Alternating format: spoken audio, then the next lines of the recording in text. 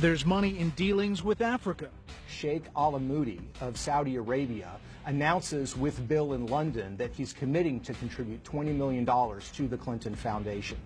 This raises lots of questions with Ethiopian groups in the West because they're very concerned about the repressive government in Ethiopia and the fact that Sheikh Amoudi has a large business empire in Ethiopia. What troubles them is that Amoudi does not have a history of philanthropy, and they actually write a letter to Bill Clinton, and they say explicitly, we have reason to believe that the huge donation to the Clinton Foundation was made on behalf of the Ethiopian government.